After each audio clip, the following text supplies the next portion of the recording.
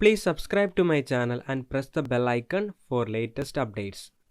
Hello guys, I'm Alradishan here and welcome to the 9th or 10th episode, I don't really remember actually, episode of data structures and algorithms in Python course. And the last section we just discussed about the recursion and how to write recursive programming in the standard way in 3 steps.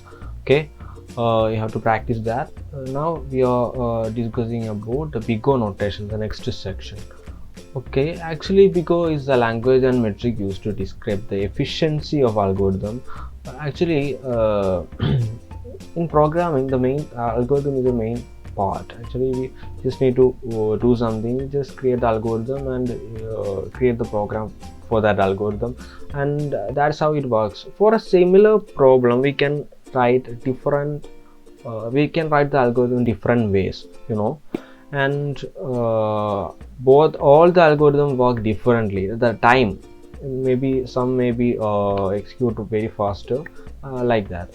So just think that I have some file and I need to send it to my friend. So just think that the size of the file is just 10 MB or something like that. So the best way of transferring that file is through electronic transfer, email, cloud or something like that. So just think that and then think that I'm going to I have to send 100 terabyte of file in my hard disk. Just think like that, and it is not possible to, and I have to send it in one day. Okay, so it's not possible to send it electronically, so we have to use any physical manner, like I have to book a flight ticket and reach there. That's the only option. So in the first case, we can see that as the size is a parameter there. As size increases, the time the size increases, the time also increases.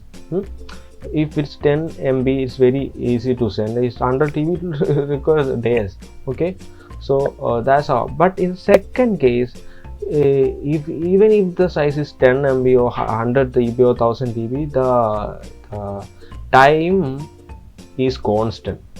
Even though the size increases, the time is constant. That's a difference within both the cases. And here we can see the graph. In the physical transfer, as size increases, the time is still constant, and in the first electronic wave transfer, as size increases, the time also increases. And in this BIGO notation section, we will discuss the time complexity and all the things. The time complexity of an algorithm is a representation of amount of time required by the algorithm to execute completely. I just told you earlier, different algorithms require different time to execute. Maybe some may be slower, some may be faster, like that. So we use the BIGO notation, all the things, to detect the efficiency of this algorithm, all the things.